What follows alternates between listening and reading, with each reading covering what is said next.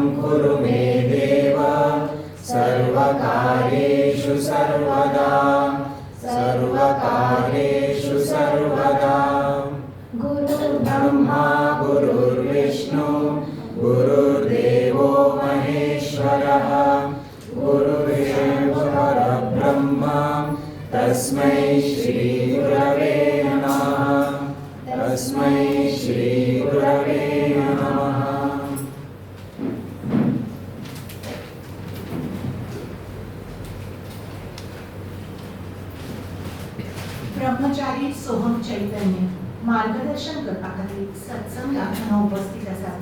तांची ओळख करून दिता श्री रुद्र नायक.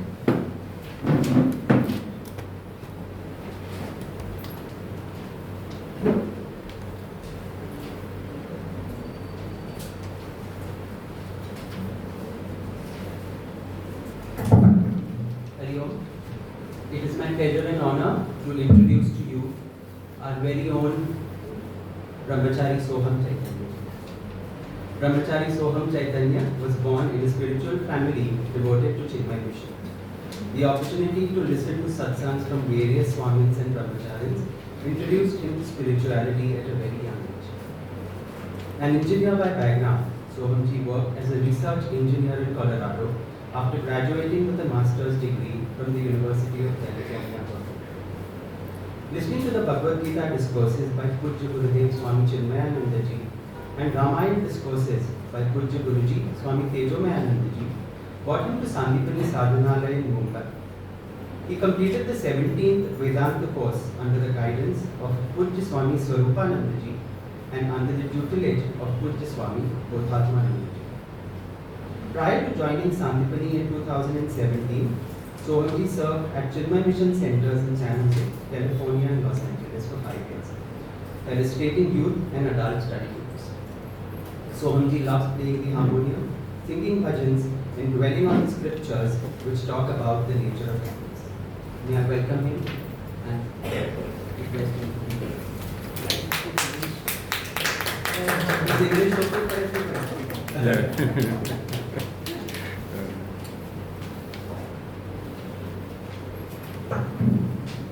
स्वामी चिन्मयानंदजी म्हणाले, एकाग्र व शांत मन म्हणालोच शुद्ध हृदय. या भूमिकेवर काळजात आणि शुद्ध मनात फुला भेटवून आम्ही स्वागत करतात. हा माता चिन्मय मिशन पणजीचे उपाध्यक्ष श्री सुरेश सिन्हारे यांच्या लागले. त्यांनी ब्रह्मचारी सोहम चैतन्यजी यांचे स्वागत करचे फुला भेटवून.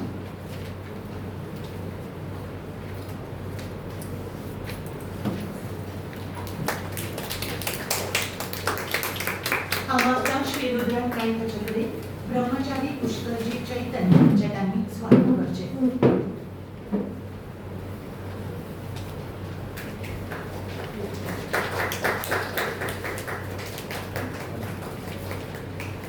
आणि आता तो पावन खेळ सत्संगाचं ब्रह्मचारी सोहम चैतन्य.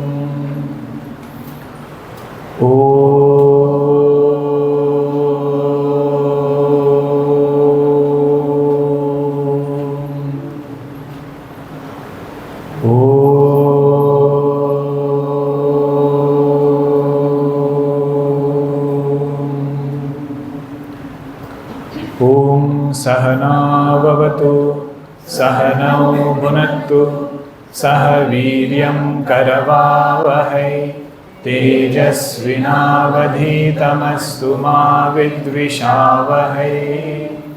ॐ शान्ति शान्ति शान्तिः.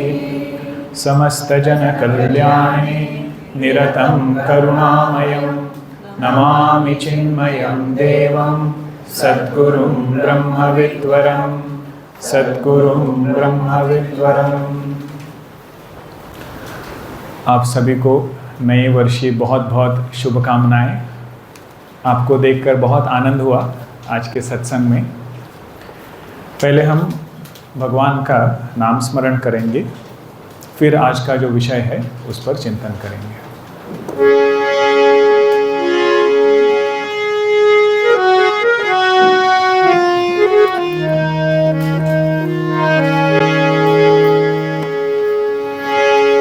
आप दोहराइए मेरे पीछे. जय शिव जय शिव जय शिव शंकर.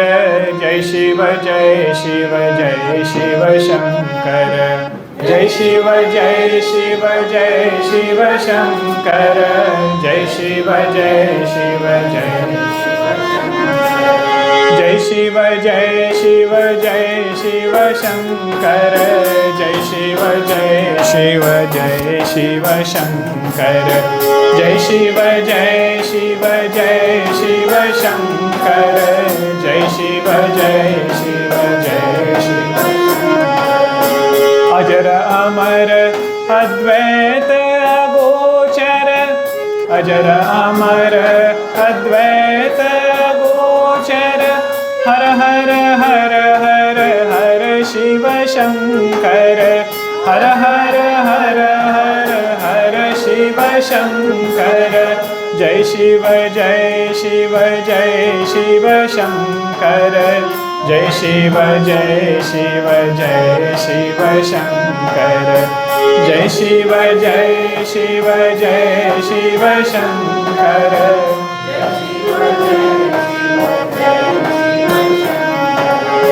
सिर पर गंगा गलहि माला, सिर पर गंगा गलहि माला, हर हर हर हर हर शिव शंकर, हर हर जय शिव जय शिव जय शिव शंकर, जय शिव जय शिव जय शिव शंकर, जय शिव जय शिव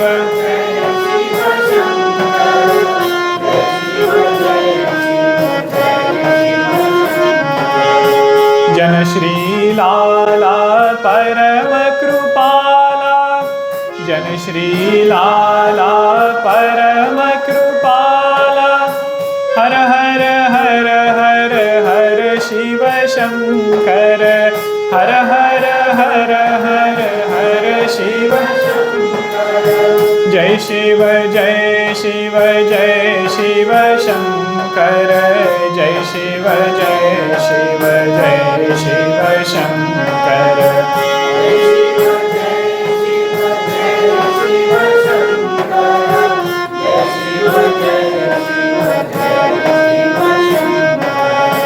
जय शिव जय शिव जय शिव शंकर, जय शिव जय शिव जय शिव शंकर।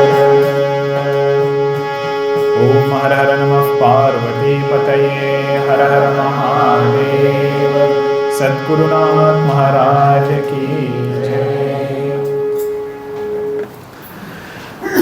आज नए साल का पहला दिन है। पहले दिन हमें दो चीज़ें करनी चाहिए। हमारा जो पिछला साल था वो कैसे गया और आगे जो साल आने वाला है वो कैसे जाना चाहिए। आप लोगों ने ईशावास्य उपनिषद का नाम सुना है?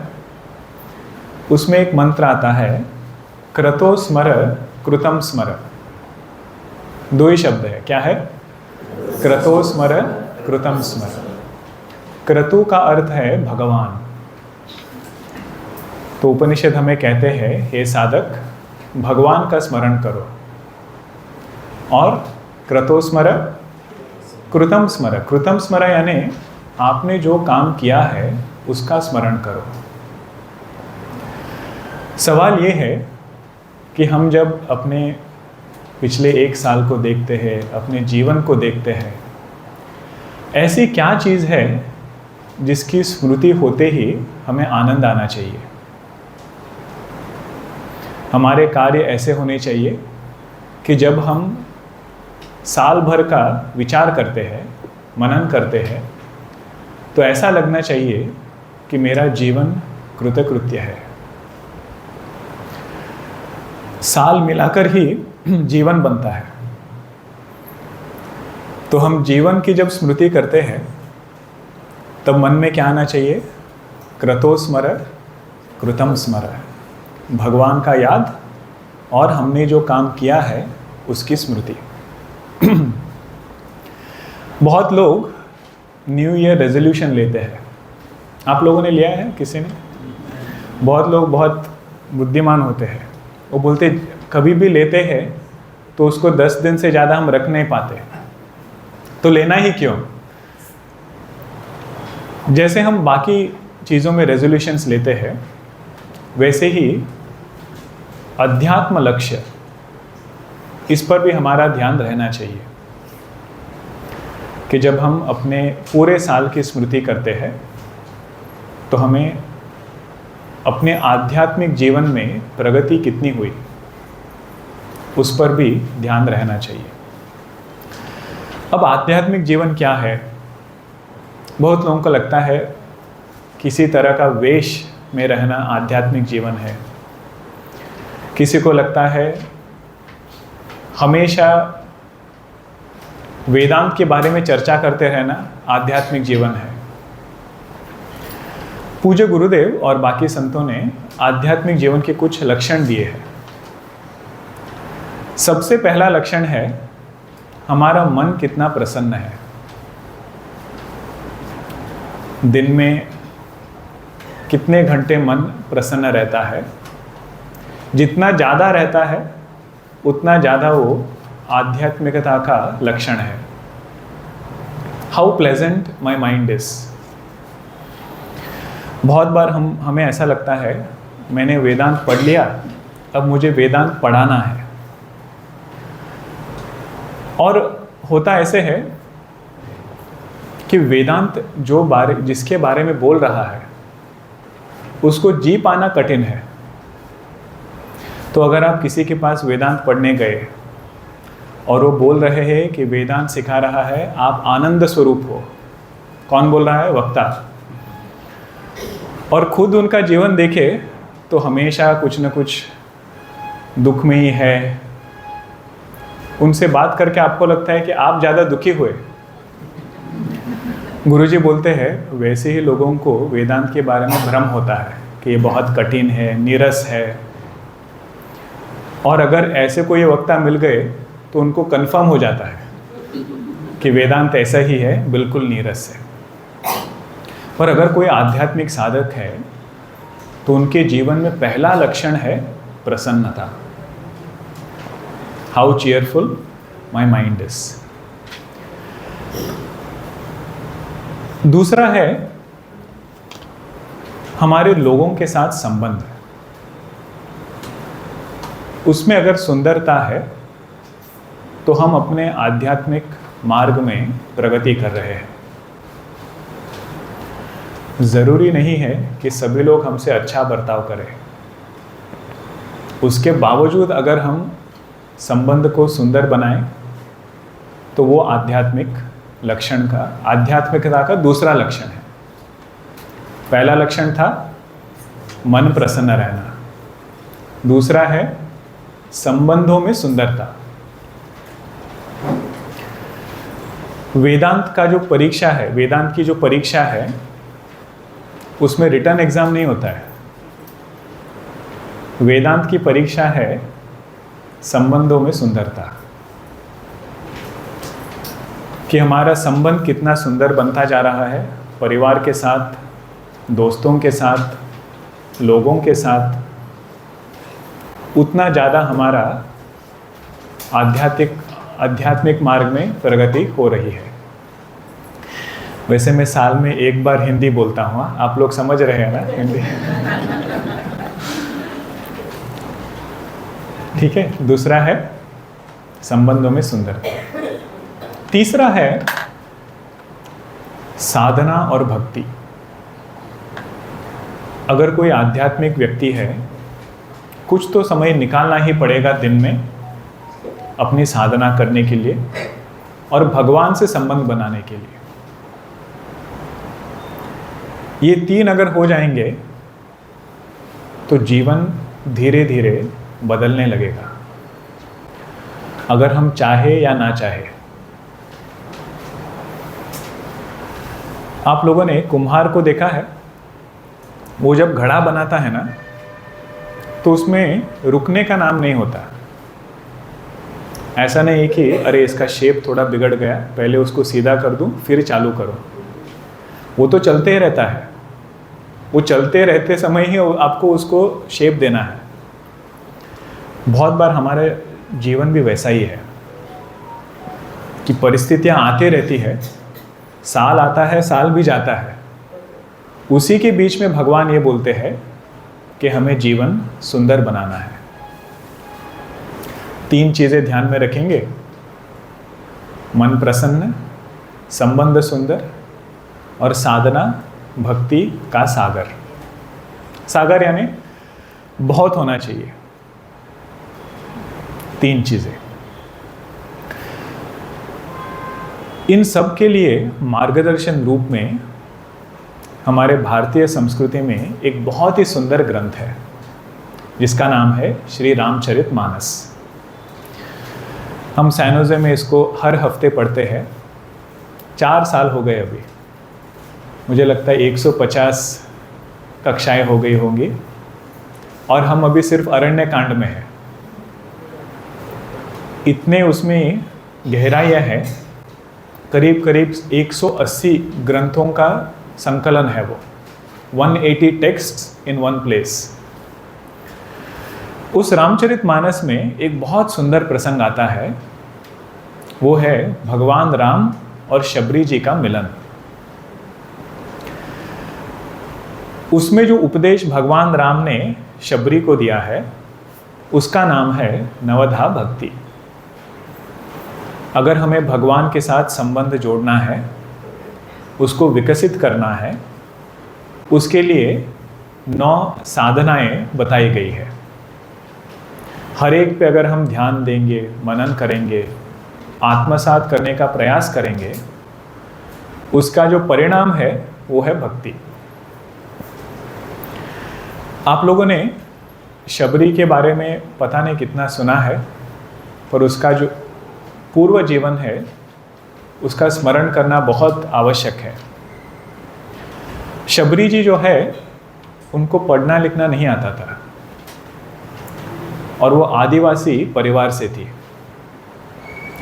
उनकी एक ही साधना थी, वो साधना ये थी कि उनका जो गुरु का आश्रम था मतंग ऋषि, वो जब स्नान करने के लिए जाते थे वो किसी को बिना बताए आश्रम में आती थी, सारा काम करती थी, आश्रम साफ करना, गुरु के लिए पानी लाना, सब कुछ उनकी जो आवश्यकताएं हैं सबका देखभाल करके गुरु आने से पहले निकल जाते थे।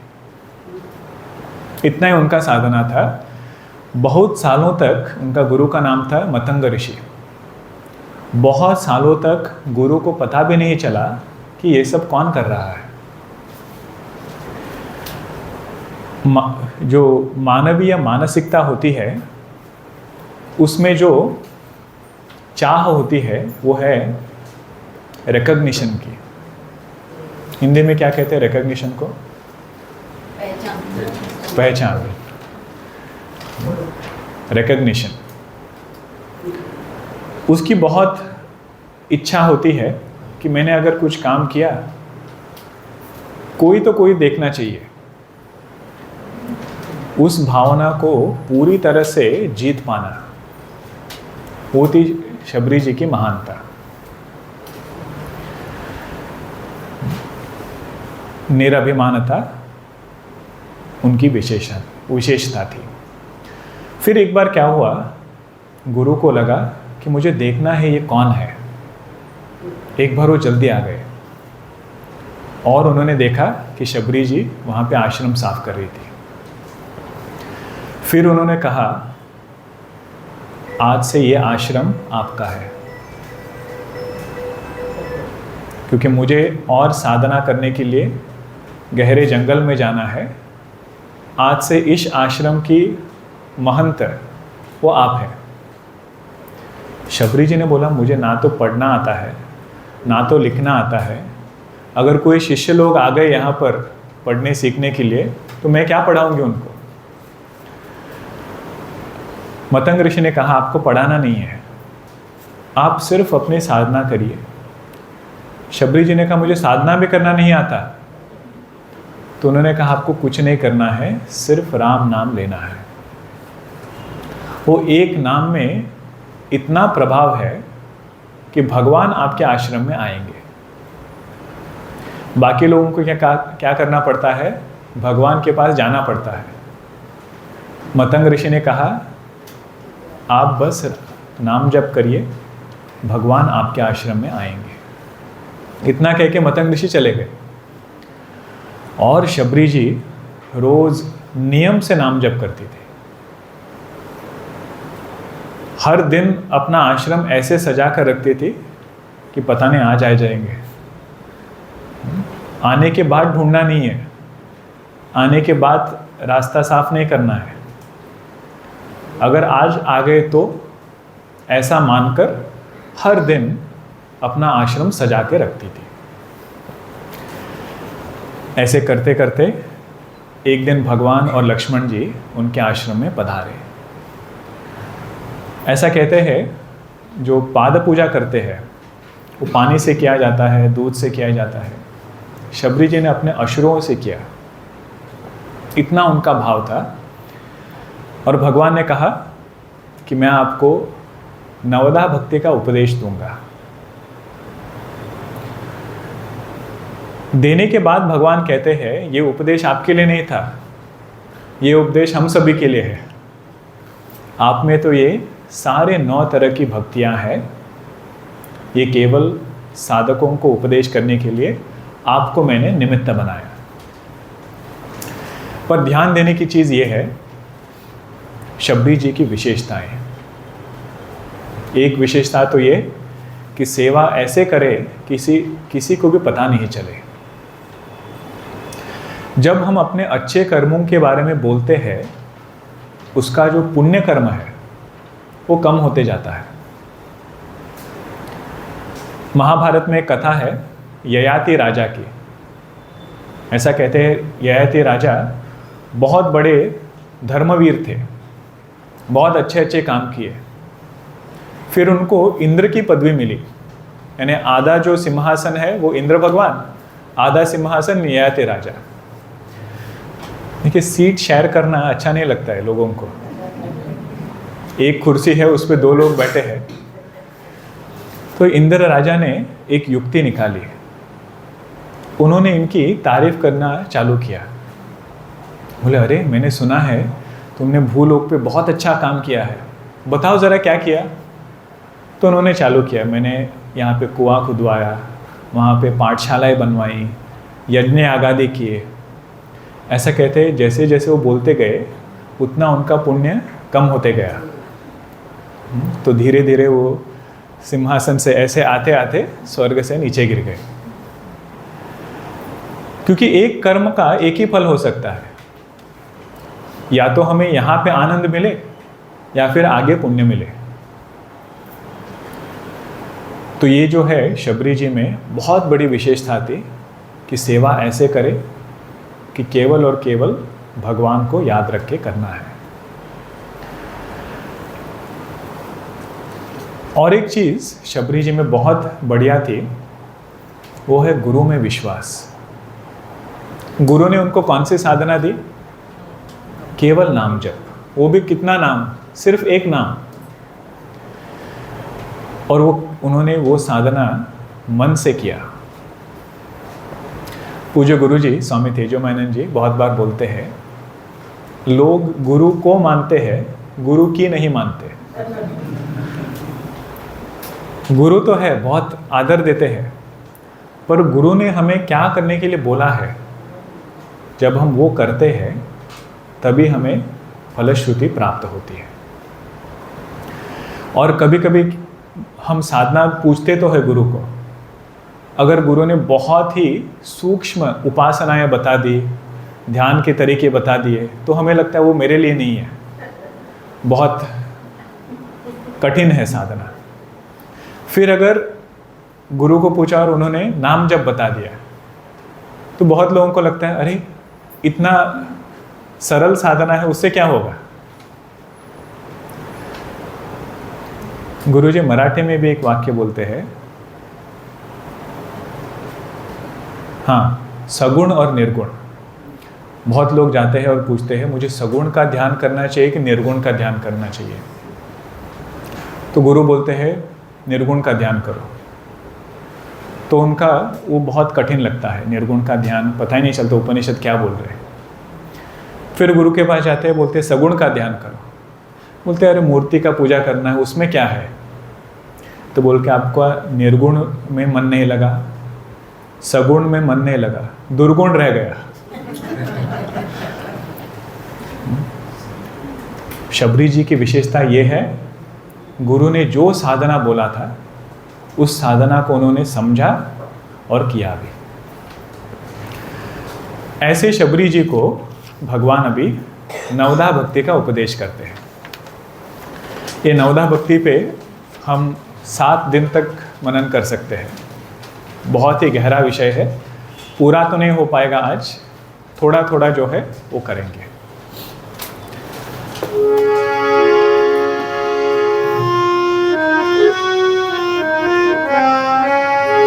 आप सभी के पास एक किताब है, किताब से ही लिया गया है वो प्रिंट आउट।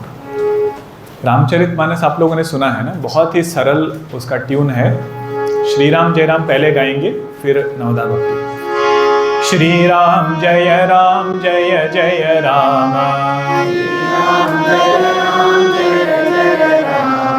श्री राम जय राम जय राम,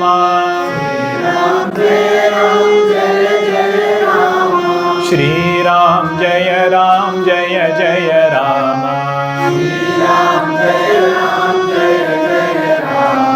नवधा भगति कहु तो ही पाही, सावधान सुनु धरु मन माही, प्रथम भगति संतन कर संगा, दूसरी रति मम कथा प्रसंगा, गुरुपद पंकज सेवा,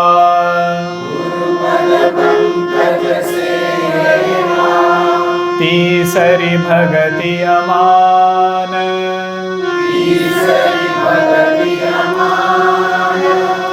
चौथी भगति मम गुण गण,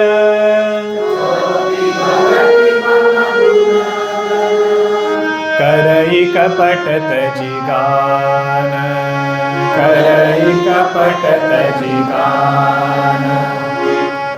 आप सभी को भी ट्यून फेमिलियर हो गया तो साथ में गाते हैं।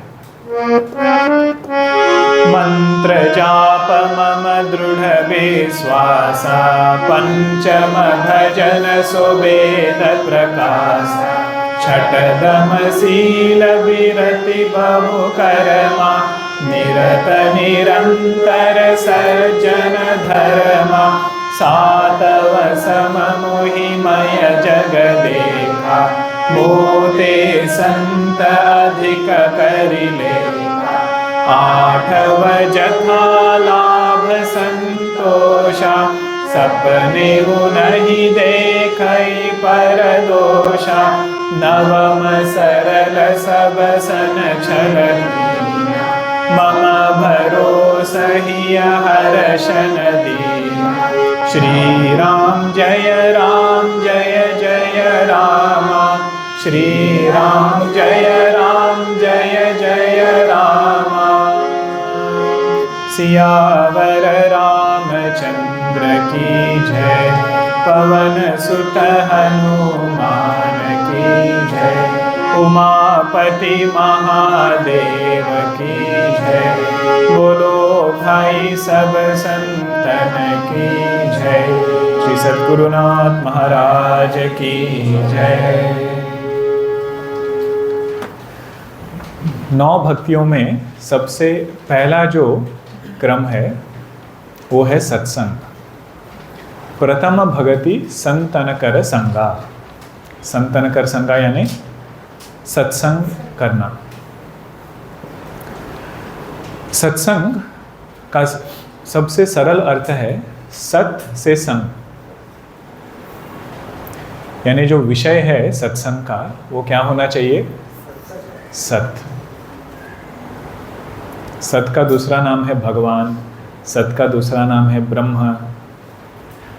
उसके बारे में जब विचार होता है, उसकी और बढ़ने के लिए हमें मार्गदर्शन मिलता है, उसका नाम है सत्संग। और संत का संग तो बहुत ही दुर्लभ है। जीवन में सबसे ज़्यादा जो ट्रांसफॉर्मेटिव चीज़ है, बदलाव लाने वाली चीज़ है, वो है सत्संग।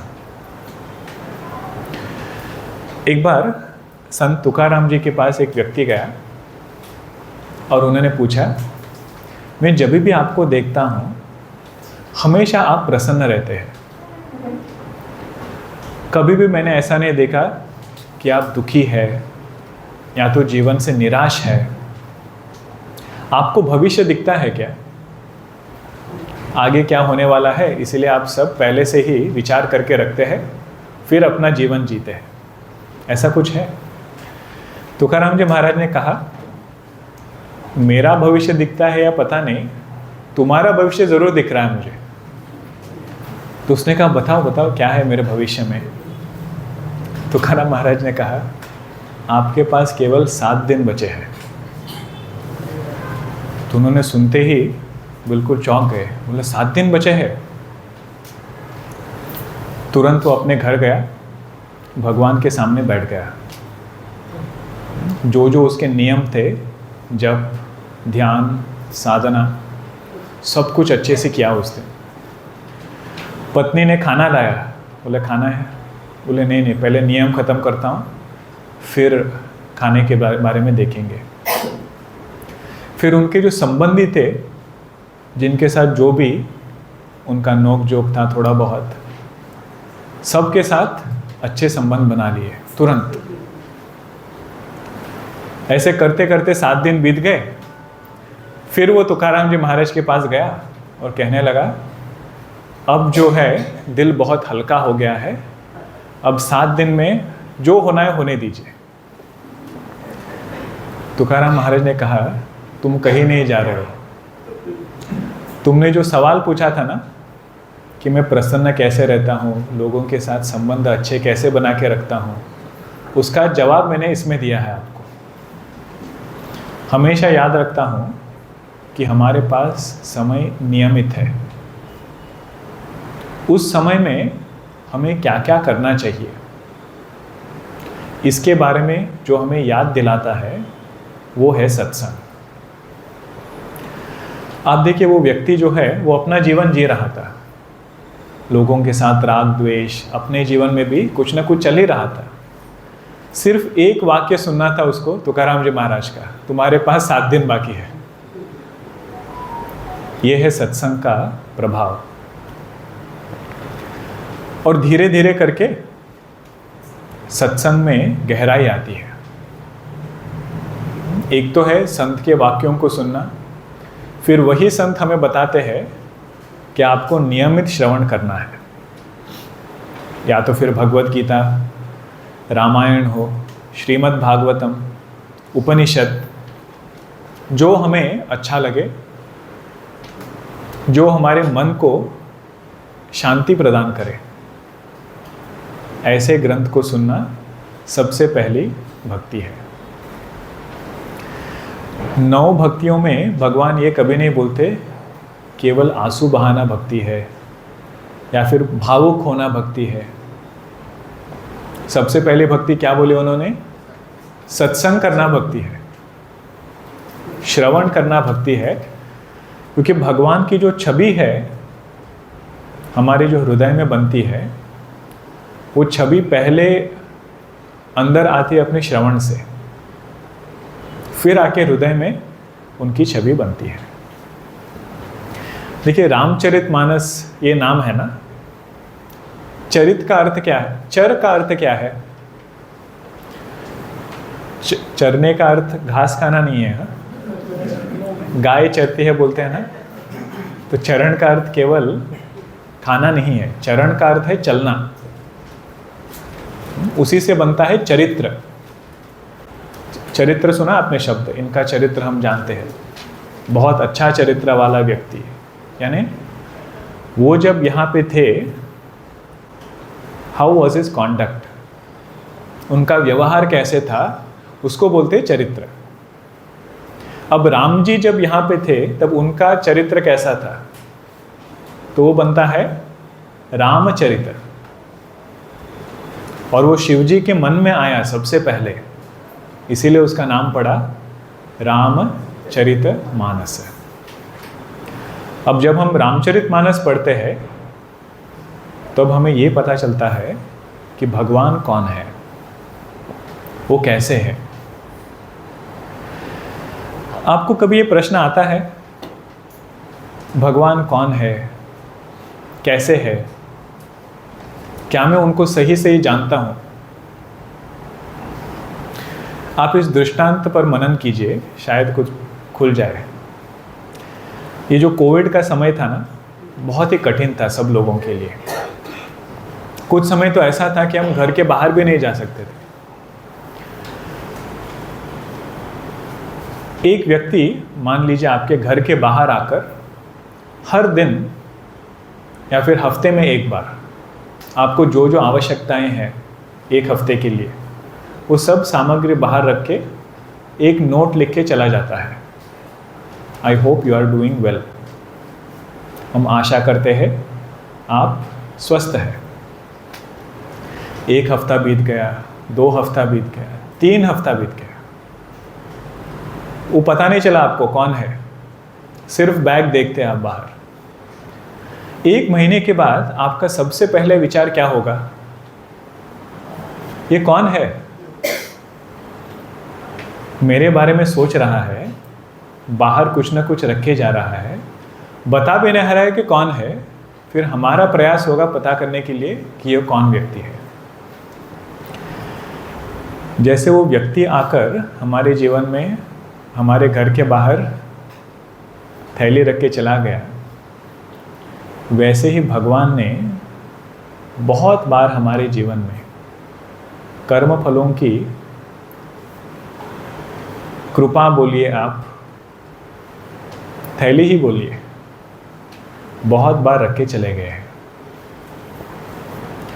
There are so many good things which have happened in life, and if we start thinking about those things, one thing is for sure, I alone did not do it. एक चीज़ तो निश्चित है कि मैंने अकेले ने वो चीज़ नहीं किया, कोई तो था जिसने वो करवाया। उस पर जब हमारा ध्यान जाता है तब ये विचार उठता है कि वो कौन है, उसका स्वरूप क्या है और मेरा उनके साथ संबंध क्या है। फिर अध्यात्म मार्ग में हमें वो संबंध गहरा बनाने का अवसर मिलता है। जब हम ऐसा मानते हैं जो भी अच्छी चीज़ें हुए ना, अरे वो तो होना ही था, तब ध्यान वहाँ नहीं जाता है किसने कराया। आपको पता है कुंती जी एक स्तुति करती है श्रीमद् भागवत में, उसमें वो भगवान से क्या मांगती है? भगवान मेरे जीवन में कठिनाइयाँ आए, बीच बीच में थोड़ी बहुत कठिनाइयाँ आते रहे, क्योंकि जब कठिनाइयाँ आती है हमारा ध्यान आप पे जाता है। भवतो दर्शनम यत् स्यात् अपुनर्भव दर्शनम। जब हमारा ध्यान भगवान पे जाता है तो फिर संसार का प्रभाव हमारे ऊपर नहीं पड़ता है। तो हे भगवान, कुंती जी स्तुति करती है, बीच बीच में आप दर्शन देते रहिए। कैसे? कठिनाइयों के द्वारा। उसका अर्थ ये नहीं है कि वो कठिनाइयाँ मांग रही है, वो केवल इतना मांग रही है कि हमारा ध्यान आपसे न हटे। वही उनकी प्रार्थना है। उसे जो याद दिलाने वाला है वो है सत्संग। जो हमारे जीवन में परिस्थितियां आती है उनमें अलग दृष्टिकोण से कैसे देखना है, इसका जो बोध कराता है वो है सत्संग। एक ही परिस्थिति, उसको अलग तरह से कैसे देखना है। इसके बारे में जब मैं सोचता हूँ तो एक नाम मुझे बहुत याद आता है, वो है पंडित कुमार गांधर्व जी। आप सभी लोगों ने सुना होगा, गोवा में भी बहुत आए हैं। बहुत ही कम आयु में उनके दोनों, एक लंग इट कोलैप्स्ड, और गायक के लिए लंग पावर नहीं होना वो बहुत ही, it's a very difficult thing. ज़्यादा लंबा श्वास नहीं ले सकते, गायन नहीं कर सकते। फिर उन्होंने ये सोचा, मैं ज़्यादा देर तक स्वर पकड़ नहीं सकता हूँ, पर मैं ऊंचे स्वर में गा सकता हूँ। ऊंचे स्वर में गा सकता हूँ, लंबा नहीं गा सकता हूँ। तो उन्होंने अपना ही नई गायकी का निर्माण किया। बहुत लोग उन्हें मजाक में एक लंगी घराना कहते हैं। एक ही लंग से बिल्कुल नया जो गाने का तरीका है वो उन्होंने निर्माण किया। देखिए, परिस्थिति एक ही है, दृष्टिकोण अलग है। कोई व्यक्ति बिल्कुल ही निराश हो सकता था कि मैं गायक हूं और एक लंग मेरे पास नहीं है।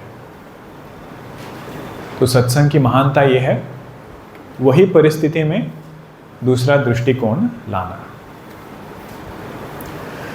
प्रथम भगति संतन कर संगा। देखिए, एक सत्संग उसको बोलते हैं आपातत श्रवण। आपातत श्रवण यानी आज कर लिया, दूसरा 1 महीने बाद किया, फिर तीसरा कभी समय मिले तब किया। एक अध्याय भगवत गीता का समाप्त करने के लिए 6-7 महीने लग जाते हैं। और दूसरा है वर्ण पूर्वक श्रवण, यानी नियमित रूप से श्रवण करना। जब हम दीर्घ काल तक करते हैं, हर दिन करते हैं और आदर के साथ करते हैं, तब हमारी दूसरी भक्ति जन्म लेती है, जो है दूसरी रति मम कथा प्रसंगा। फिर केवल श्रवण श्रवण नहीं रह जाता, श्रवण में रस आने लगता है। संगीत में भी जो लोग बहुत ही उसको गहराई से समझते हैं, उसको क्या बोलते हैं? उन लोगों को क्या बोलते हैं? रसिक। यानी संगीत में उनको रस आता है। बहुत लोगों को समझ ही नहीं आता है कि वो क्या कर रहे हैं। पहले पहले वो धीरे से आलाप लेते हैं, तान लेते हैं। वो जो फास्ट चलता है ना, वो अच्छा लगता है, वो धीरे वाला उतना अच्छा नहीं लगता। पर वो जो रसिक होते हैं उनको वो भी अच्छा लगता है। वैसे ही वेदांत श्रवण में दीर्घकाल तक निरंतर करना और आदरपूर्वक करना, इससे दूसरी भक्ति जन्म लेती है, जिसका नाम है रस। रस का सीधा संबंध है आनंद से, कि जो श्रवण कर रहे हैं हम, उसमें उनको आनंद आने लगता है। अगर एक दिन छूट गया तो दुख भी होता है कि अरे आज श्रवण छूट गया। श्रवण करने से पहले वो तैयारी करते हैं कि हमें क्या क्या सुनना है। श्रवण करने के बाद मनन करते हैं। ये सब किसके लक्षण हैं? रस आने के लक्षण है, कि उनको उसमें आनंद आने लगा है।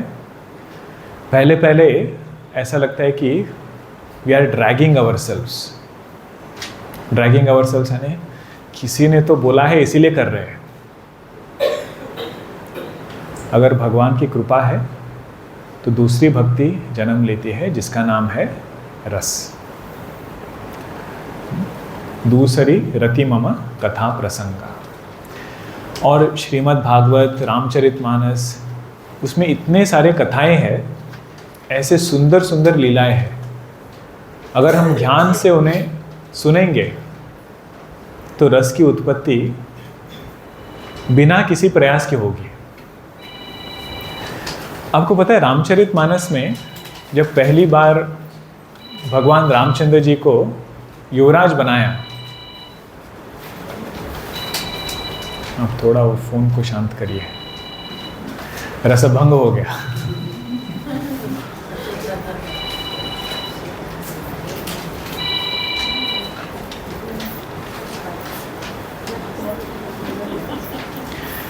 रामचरितमानस में भगवान राम को जब युवराज बनाया जाता है, आपको पता है भगवान रामचंद्र जी की प्रतिक्रिया क्या थी?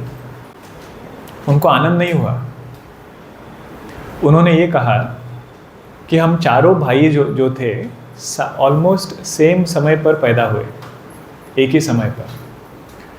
चारों भाइयों ने साथ में पढ़ाई की, साथ में खेले, साथ में खाया, और आज जब राजा बनने की अवसर आई है, एक भाई राजा बनता है, सबसे बड़ा वाला, बाकी सब प्रजा बनते हैं। हमारे रघुकुल में सब चीज़ें अच्छी है सिवाय इसके। ये पहला विचार था जो भगवान राम के मन में आया। गोस्वामी तुलसीदास जी लिखते हैं, जो भी व्यक्ति इस लीला और भगवान के इस विचार पर मनन करेंगे, उनके परिवार में जो समस्याएं हैं उनका समाधान हो जाएगा। ये लिखा है रामचरितमानस में, फलश्रुति है कि इस लीला का जो विचार करेंगे, whatever conflicts might arise between siblings, that will get resolved as फलश्रुति of this। ऐसे जब सोचते हैं ना अलग अलग भगवान के चरित्र के बारे में, वो है दूसरी भक्ति, दूसरी रति मम कथा प्रसंगा। तीसरी भक्ति बहुत ही सुंदर है, गुरु पद पंकज सेवा तीसरी भगति अमान। पहली भक्ति क्या थी? सत्संग। दूसरी भक्ति, उसमें रस आना, रति होना। तीसरी भक्ति है गुरु पद पंकज सेवा, गुरु के पैरों की सेवा। हमारे स्वामी स्वरूपानंद जी जब हम कृष्णालय में थे तब वो एक कहानी बता रहे थे। बहुत बार हम समझते हैं गुरु पद पंकज सेवा यानी उनके पैरों की सेवा करना। एक गुरु थे, उनके दो शिष्य थे, एक का नाम था कुल्लू, दूसरे का नाम था मुल्लू। अब पैरों को दबाना है तो गुरु ने बोला, कुल्लू तुम एक पैर लो, मुल्लू को दूसरा पैर दिया। फिर दबाते दबाते थोड़ा इसका हाथ गुरु के दूसरे पैर पर लगा, कुल्लू का। तो मुल्लू को गुस्सा आया, बोलता है ये मेरा पैर है, तुम उस पैर पे करो। तो उसको गुस्सा आया, उसने गुरु के इस पैर पे मारा। ऐसे करते करते दोनों गुरु के पैर को मारने लगे। गुरु ने बोला, अरे ये ना ही तुम्हारा है ना ही तुम्हारा, ये मेरा पैर है। तो गुरु पद पंकज सेवा का अर्थ ये नहीं है कि केवल गुरु के पैरों की सेवा करना। पूज्य गुरुदेव के गुरु भाई थे स्वामी चिदानंद जी महाराज, डिवाइन लाइफ सोसाइटी के। उनका एक वाक्य है, by looking at you the world should know the greatness of your गुरु। आपका जीवन, आपका व्यवहार, इसे देखकर दुनिया को आपके गुरु के महत्व के बारे में पता चलना चाहिए। ये है गुरु सेवा। उन्होंने जो हमें सिखाया है उसी मार्ग पर चलना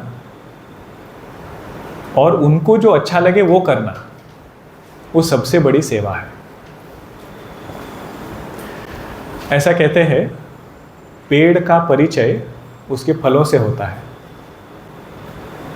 पुष्प का परिचय सुगंध से होता है, राष्ट्र का परिचय उनके नागरिकों से होता है। जैसे नागरिक है वैसे ही राष्ट्र है। और शिक्षक का परिचय उनके छात्रों से होता है। तो हम सभी लोग पूज्य गुरुदेव के शिष्य हैं। तो हमें ऐसा ध्यान रहना चाहिए कि अगर गुरुदेव हमारे साथ आज यहाँ होते तो मैं ये जो बोल रहा हूँ, कर रहा हूँ, क्या उनको अच्छा लगता? आप जिसको भी मानते हैं उनका नाम रखिए वहाँ पर। अगर मेरे गुरु मेरे इस वाक्य को सुने तो क्या उन्हें अच्छा लगेगा? इतना अगर ध्यान रखेंगे तो सही वाक्य हम बोलेंगे, सही व्यवहार होगा। ये है गुरु सेवा। उसमें एक ही बाधा है, वो क्या है? अभिमान। उसीलिए आगे दिया है, गुरु पद पंकज सेवा तीसरी भगति अमान। अमान यानी बिना अभिमान के। वैसे सेवा करना सबसे बड़ी गुरु सेवा है। गुरु पद पंकज सेवा तीसरी भगति अमान। देखिए, बहुत बार हमें ये प्रश्न भी आता है हमें कैसा पता चले कि हमारा गुरु कौन है? बहुत बार डर भी लगता है लोगों को। मैं एक गुरुदेव का लेख पढ़ रहा था, उसमें उन्होंने लिखा है कि गुरु वो होता है जो हमारे अज्ञान का नाश करता है। पहले तो हमें ये समझना चाहिए कि गुरु की आवश्यकता क्यों है। आप देखिए, अगर हम कुछ योगासन के लिए जाते हैं, हम अपने आप सीख सकते हैं क्या? वो कुछ आसन ऐसे हैं उसमें पता ही नहीं चलता है करना क्या है। खाना बनाना सीखना है, कोई तो चाहिए सिखाने वाला। करियर में आगे जाना है, कोई तो चाहिए सिखाने वाला। केवल अध्यात्म मार्ग में हमें ऐसा लगता है अपने आप हम सीख सकते हैं। जैसे हमें योगा में मार्गदर्शन चाहिए, खाना बनाने में मार्गदर्शन चाहिए, खेल में मार्गदर्शन चाहिए, अध्यात्म में भी मार्गदर्शन चाहिए। उसीलिए गुरु की बहुत ज़्यादा आवश्यकता है। और वहाँ पे गुरुदेव लिखते हैं कि गुरु ऐसे होने चाहिए जिनका आज्ञा पालन करने में हमें कोई संकोच ना हो। We should not have any hesitation in following their teachings. तो हमारे चिन्मय मिशन में गुरु का स्थान जो है वो है पूज्य गुरुदेव। गुरु का स्थान है आदि शंकराचार्य जी। अद्वैत वेदांत की परंपरा है कि उन्होंने जो बोला है उसको करने में दो बार नहीं सोचना है।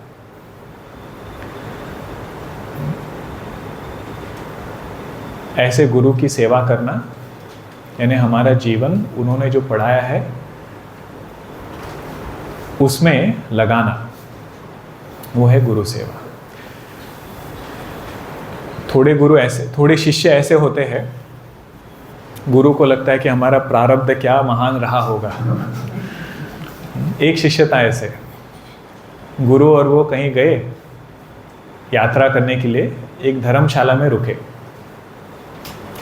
तो रात हो गई। बहुत ही आलसी शिष्य था वो। तो गुरु ने कहा उसको, अब बहुत रात हो गई है, जरा दिया है ना उसको बुझा दो, सो जाएंगे। गुरु ने कहा शिष्य को। वो शिष्य बोला, दिया बुझाने की क्या ज़रूरत है, कंबल है ना, आप जस्ट ओढ़ लो, रात हो जाएगी। गुरु ने कहा कैसा शिष्य है? तो उन्होंने कहा अच्छा दूसरा काम है दे देता हूँ, कल हमें सुबह जल्दी निकलना है, बाहर जाके देखो कि बारिश हो रही है क्या, तो हम तैयारी कर सकते हैं कल निकलने की। वो शिष्य बोला, हे गुरु, वहाँ से एक बिल्ली अंदर आ रही है, उस पर ज़रा आप हाथ फैला के देखिए, पता चलेगा कि बाहर बारिश हो रही है नहीं। फिर गुरु ने कहा ये कैसा शिष्य है। फिर कहा अच्छा ज़रा जाके दरवाज़ा तो बंद करके आओ, सो जाएंगे। वो शिष्य बोला, गुरु दो काम मैंने किए, एक काम तो आप करो। I have done 2, you do 1। ये दूसरे तरह के शिष्य है। उत्तम शिष्य कौन है? गुरु पद पंकज सेवा, तीसरे भगति अमान। फिर केवल अनुवाद देखेंगे, चौथी भगति मम गुणगण करई कपट तजी कान।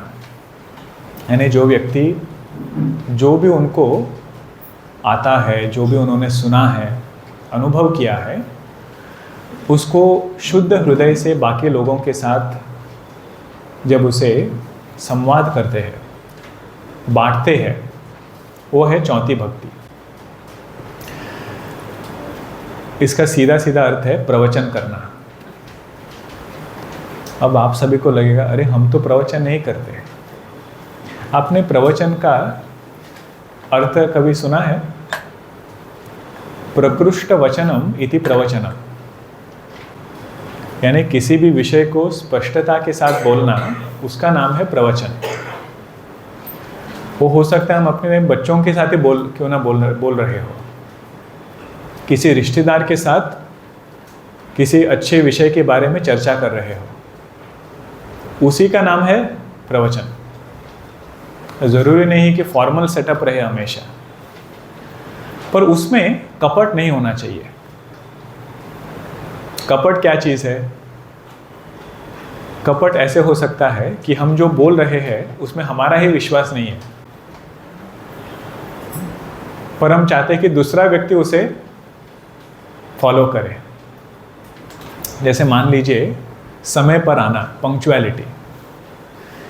1 घंटे का विषय सब प्रवचन कर लिया, फिर खुद लेट आए। ऐसे अकबर और बीरबल की एक कहानी है। एक बार क्या हुआ, अकबर राजा थे, उनको ये बैंगन बहुत अच्छा लगता था, बैंगन। तो ये बीरबल आए और बोले आपको अच्छा लगता है, मैं बुलवाता हूँ। बोले आके सब्ज़ी बनाए, बहुत अच्छा बनाया।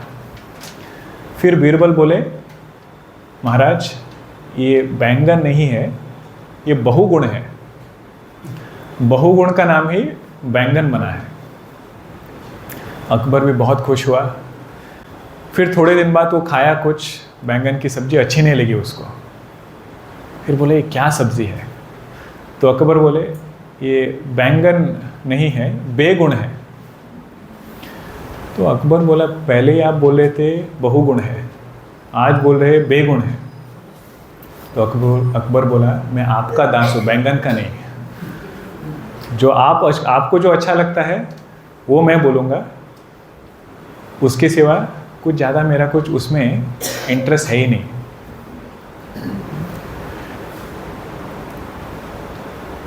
जो हम बोलते हैं उसमें हमारा विश्वास पहले होना चाहिए, भले ही हम उसमें इम्परफेक्ट हो।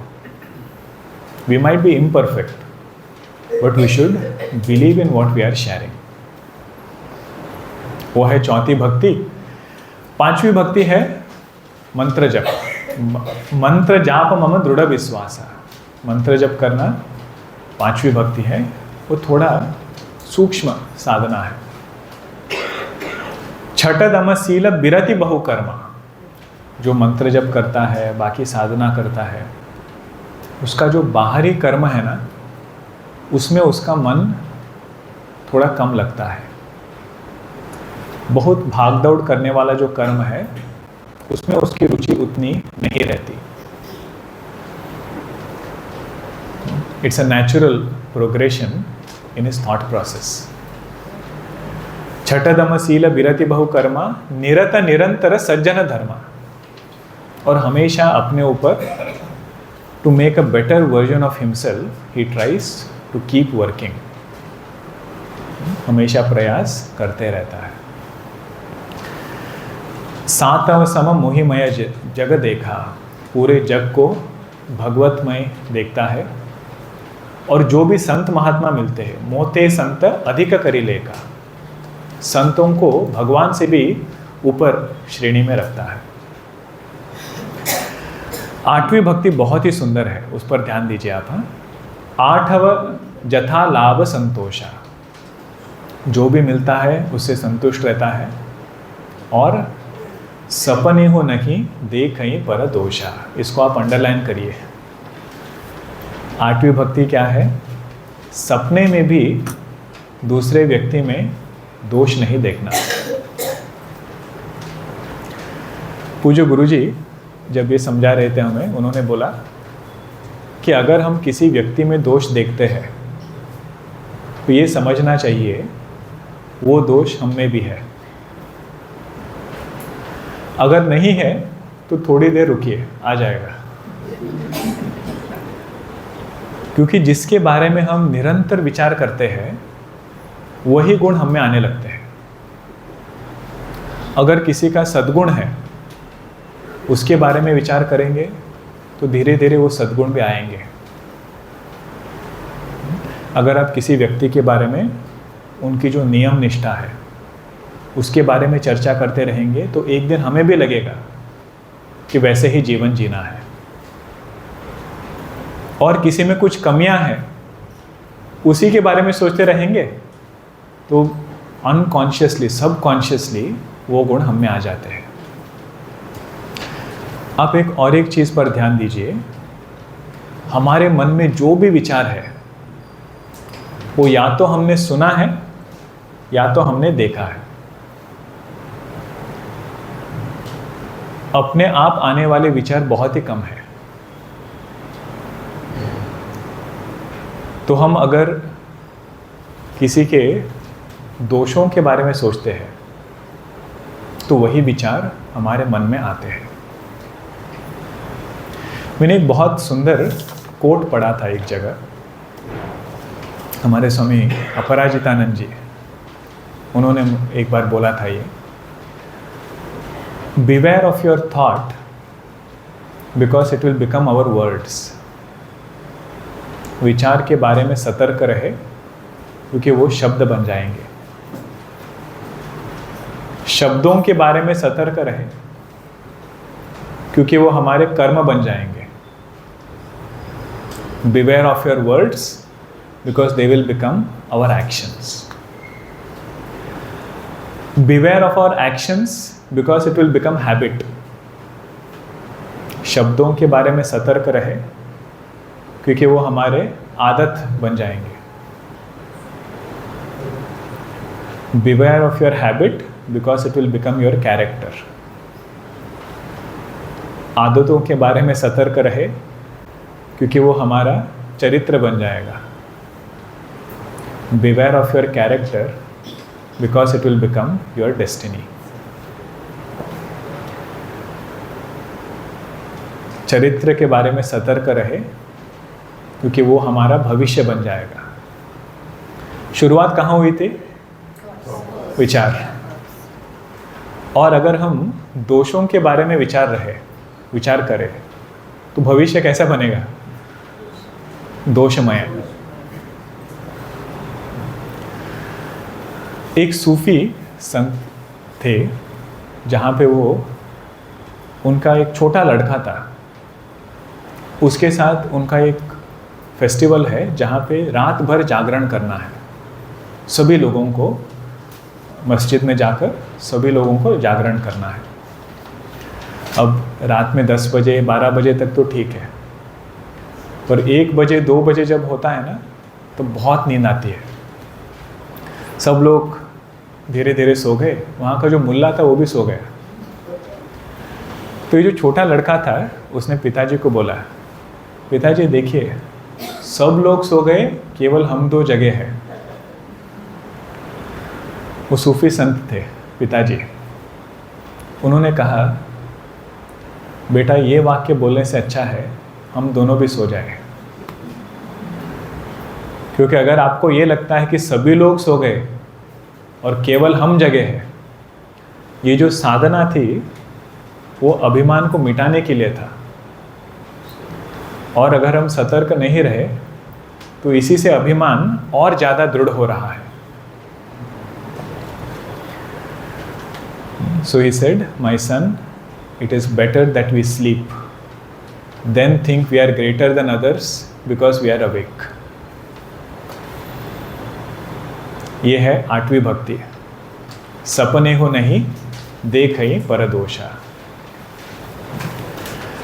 नवम सरल सब सन छल हीना। नवम भक्ति है सरलता। साधक कौन है इस पे विचार करेंगे तो स्वामी अखंडानंद जी उनका एक वाक्य है, जो सरल है वो साधक है। और सरल बनना सबसे कठिन है। जो सरल है वो साधक है और सरल बनना सबसे कठिन है। कि हमारा व्यक्तित्व ऐसा होना चाहिए कि मन बिल्कुल हल्का हो। सरलता का सबसे बड़ा वरदान ये है कि मन बहुत हल्का रहता है। नवम सरल सब सन छलहीना मम भरोसे ही हर्ष न दीना। भगवान के भरोसे ज़्यादा हर्ष नहीं होता और शोक भी नहीं होता, ऐसा वो भक्त है। ऐसे 9 भक्ति के बारे में भगवान रामचंद्र जी ने शबरी जी को उपदेश दिया। थोड़े पर हमने ज़्यादा मनन किया, बाकी का अनुवाद किया, पर धीरे धीरे इस पर हमें विचार करना है। All of you are very lucky और पुष्कर जी इस ईयर। ऐसे ग्रंथ बहुत ही सरल है और आपका जो श्रवण साधना है अभी तो कर ही रहे हैं। कौन से इस पर कर रहे हैं? भगवत गीता पे ना, भगवत गीता पे कर रहे हैं। नए साल में पहली भक्ति पर तो हम शुरुआत अभी से कर सकते हैं। पहली भक्ति क्या थी? सत्संग। और सत्संग में आप देखिए, इन पर्सन करना, ऑनलाइन करना और बुक पढ़ना, तीनों का प्रभाव अलग ही है। तो इन पर्सन आके हर महीने में नियम बना लीजिए कि 5 या 7 दिन का होता है, 5 दिन का होता है। केवल 5 दिन शाम को 1 घंटे आकर इसका लाभ लीजिए। और गुरुदेव का अनुग्रह हम पे है ही, उन्होंने सब कुछ हमारे लिए बना के दिया है। What are our regular activities, personal साधना कैसे करना है, सेवा कैसे करनी है। तीसरी भक्ति गुरुपद पंकज सेवा, तीसरी भक्ति अमान है। तो मैं भगवान से प्रार्थना करता हूँ कि हम सभी को अध्यात्म मार्ग पर चलने की प्रेरणा दे, मार्गदर्शन भी दे। आप सभी लोगों को देखकर बहुत आनंद हुआ। आप अगर कभी सैन होजे आएंगे तो हमारे आश्रम में ज़रूर आइएगा। नाम संकीर्तन करके समाप्त करेंगे। श्री राम जय राम जय जय राम, श्री राम जय राम जय जय राम, श्री राम जय राम जय जय राम, श्री राम जय राम जय जय राम, श्री राम जय राम जय जय राम, श्री राम जय राम जय जय राम, श्री राम जय राम जय जय राम, श्री राम जय राम जय जय राम, श्री राम जय राम जय जय राम, श्री राम जय राम जय जय राम, श्री राम जय राम जय जय राम, श्री राम जय राम जय जय राम, श्री राम जय राम जय जय राम, श्री राम जय राम जय जय राम, श्री राम जय राम जय जय राम। सियावर रामचंद्र की जय, सद्गुरुनाथ महाराज की जय। ओम पूर्णमदः पूर्णमिदं पूर्णात् पूर्णमुदच्यते पूर्णस्य पूर्णमादाय पूर्णमेवावशिष्यते। ओम शांति शांति शांति। हरि ओम। श्री गुरुभ्यो नमः। हरि ओम। आरती करेंगे।